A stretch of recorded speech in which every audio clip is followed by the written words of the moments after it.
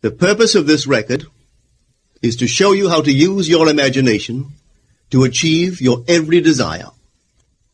Most men are totally unaware of the creative power of imagination and invariably bow before the dictates of facts and accept life on the basis of the world without.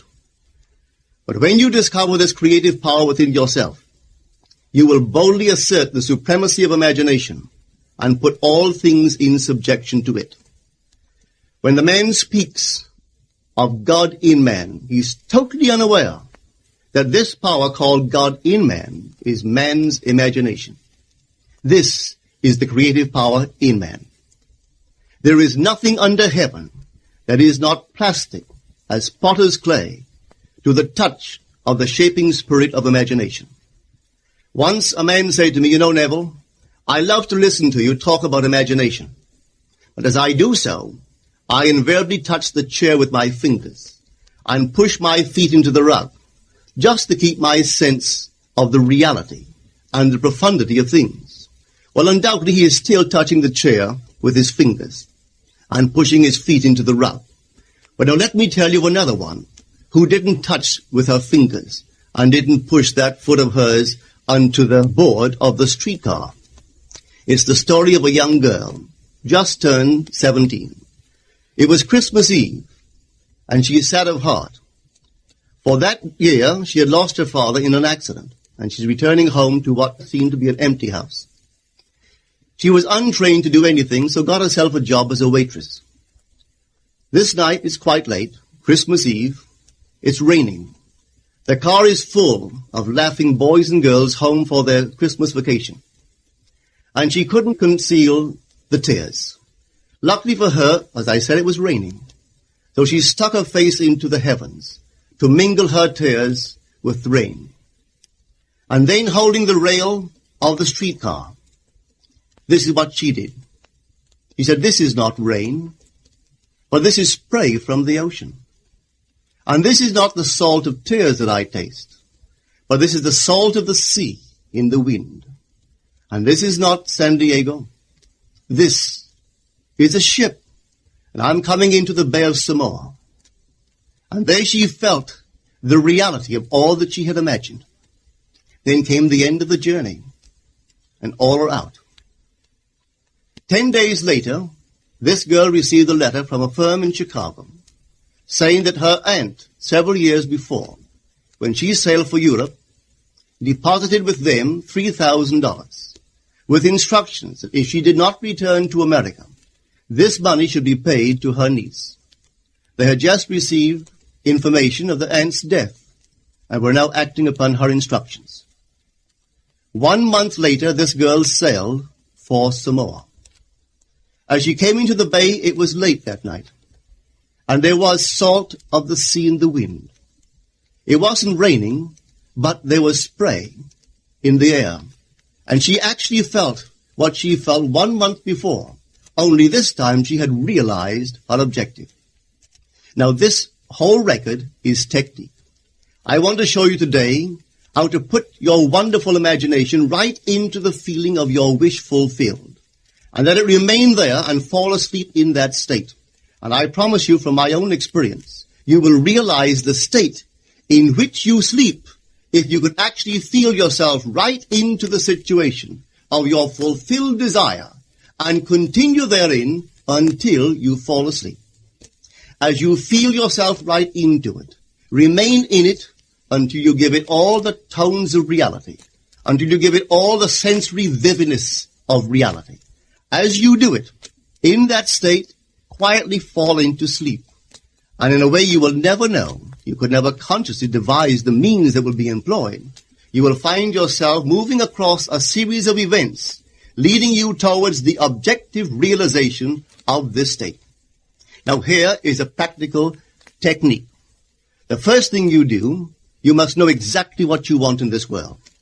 When you know exactly what you want, make as lifelike a representation as possible of what you would see and what you would touch and what you would do and physically moving in such a state. For example, suppose I wanted a home, but I had no money, but I still know what I want. without taking anything into consideration, I would make as lifelike a representation of the home that I would like, with all the things in it that I would want.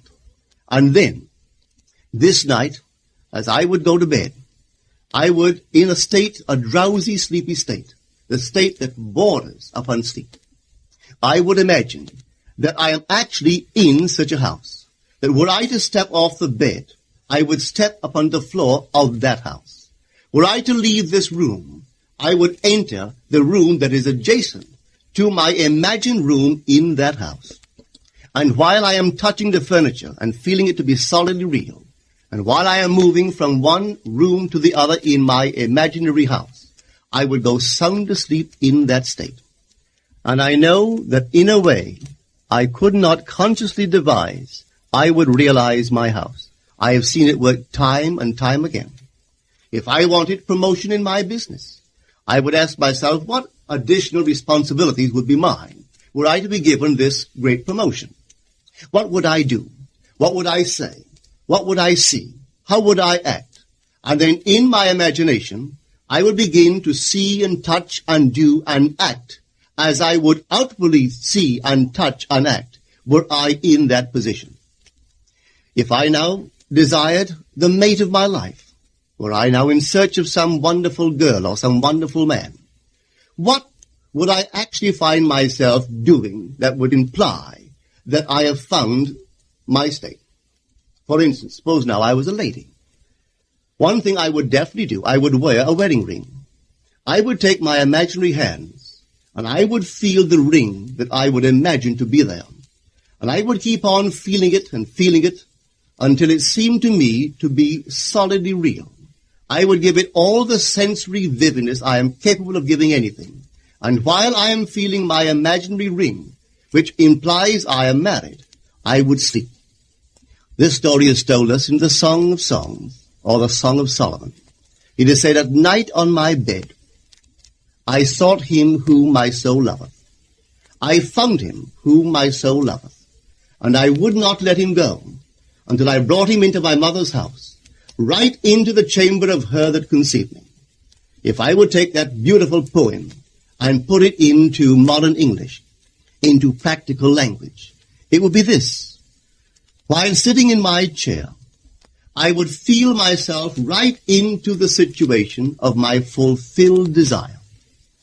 And having felt myself into that state, I would not let it go. I would keep that mood alive, and in that mood, I would sleep. That is, taking it right into my mother's chamber, into the chamber of her that conceived me. You know, people are totally unaware of this fantastic power of the imagination.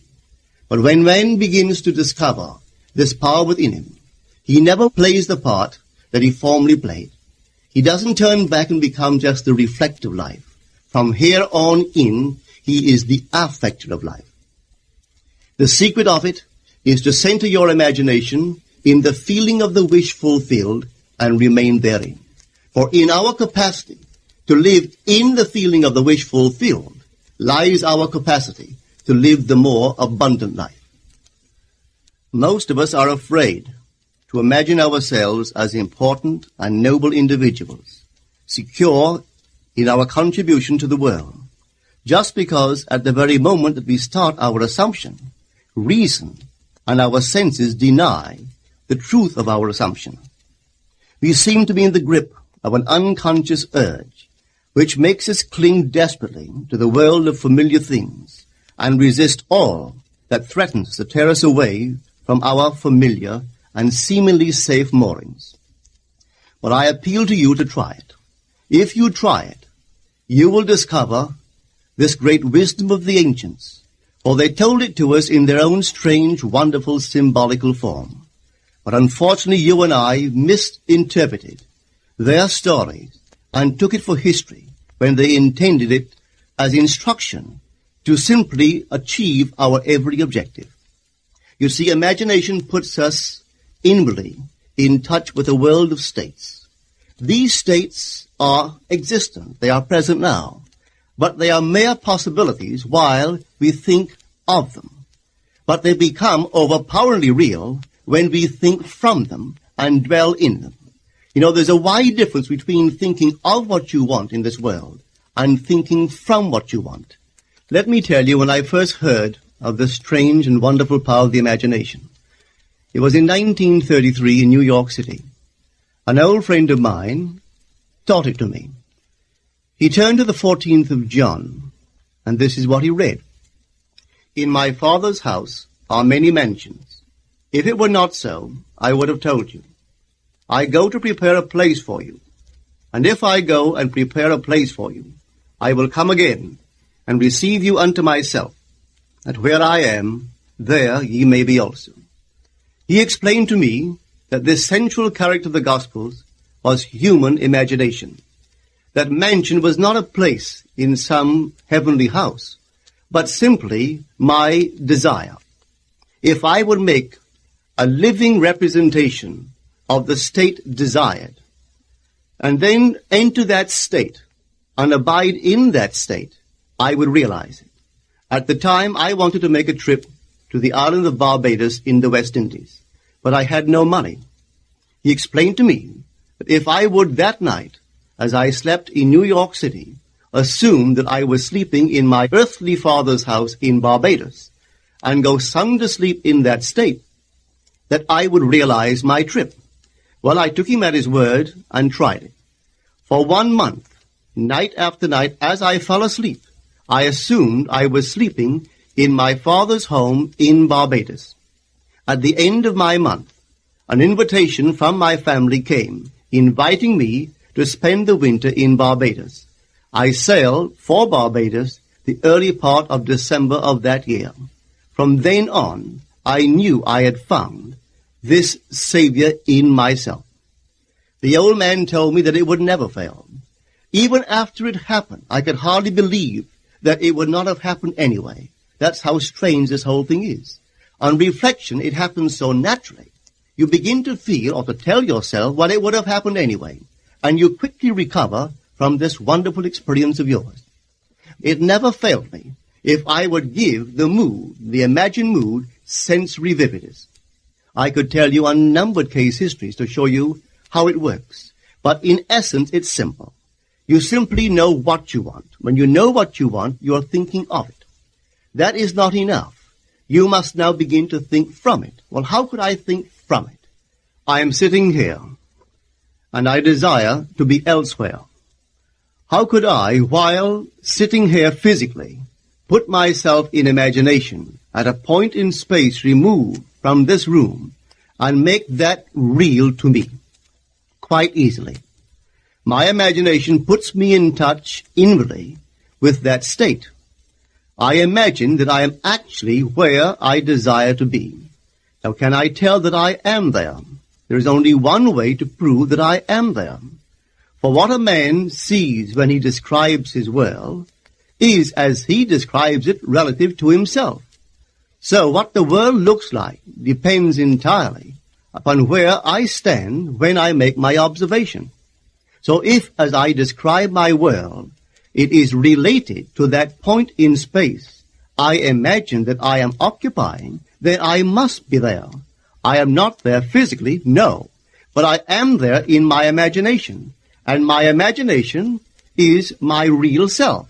And where I go in imagination and make it real, there I shall go in the flesh also. When in that state I fall asleep, it is done. I have never seen it fail. So this is the simple technique on how to use your imagination to realize your every objective. Here is a very healthy and productive exercise for the imagination. Something that you should do daily.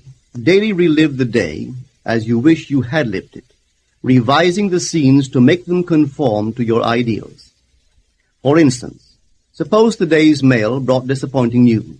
Revise the letter. Mentally rewrite it and make it conform to the news you wish you had received. Or suppose you didn't get the letter you wish you had received. Write yourself the letter and imagine that you received such a letter. Let me tell you a story that took place in New York not very long ago. In my audience sat this lady who had heard me numberless times. And I was telling the story of revision. that man, not knowing the power of imagination, he goes to sleep at the end of his day, tired and exhausted, accepting as final all the events of the day. And I was trying to show that man should, at that moment, before he sleeps, he should rewrite the entire day and make it conform to the day he wished he had experienced. Here is the way a lady wisely used this law of revision. It appears that 2 years ago, she was ordered out of her daughter-in-law's home. For 2 years, there was no correspondence. She had sent her grandson at least 24 presents in that interval, but not one was ever acknowledged. Having heard the story of revision, this is what she did. As she retired at night, she mentally constructed 2 letters. One she imagined coming from her grandson, and the other from her daughter-in-law. In these letters they expressed deep affection for, and wondered why she had not called to see them. This she did for 7 consecutive nights, holding in her imaginary hand the letter she imagined she had received, and reading these letters over and over until it aroused within her the satisfaction of having heard. Then she slept. On the 8th day, she received a letter from her daughter-in-law. On the inside there were 2 letters, one from her grandson and one from the daughter-in-law. They practically duplicated the imaginary letters that this grandmother had written to herself 8 days before. This art of revision can be used in any department of your life. Take the matter of health. Suppose you were ill. Bring before your mind's eye the image of a friend. Put upon that face an expression which implies that he or she sees in you that which you want the whole world to see. Just imagine he is saying to you that he has never seen you look better, and you reply, I have never felt better. Suppose your foot was injured. Then do this. Construct mentally a drama which implies that you are walking, that you're doing all the things that you would do if the foot was normal, and do it over and over and over until it takes on the tones of reality. Whenever you do in your imagination that which you would like to do in the outer world, that you will do in the outer world. The one requisite is to arouse your attention in a way and to such intensity that you become wholly absorbed in the revised action. You will experience an expansion and refinement of the senses by this imaginative exercise, and eventually achieve vision in the inner world. The abundant life promised us is ours to enjoy now, but not until we have the sense of the Creator as our imagination can we experience it. Persistent imagination, centered in the feeling of the wish fulfilled, is the secret of all successful operations. This alone is the means of fulfilling the intention. Every stage of man's progress is made by the conscious, voluntary exercise of the imagination. Then you will understand why all poets have stressed the importance of controlled, vivid imagination. Listen to this one by the great William Blake. In your own bosom you bear your heaven and earth, and all you behold, though it appears without, it is within, in your imagination, of which this world of mortality is but a shadow. Try it, and you too will prove that your imagination is the Creator.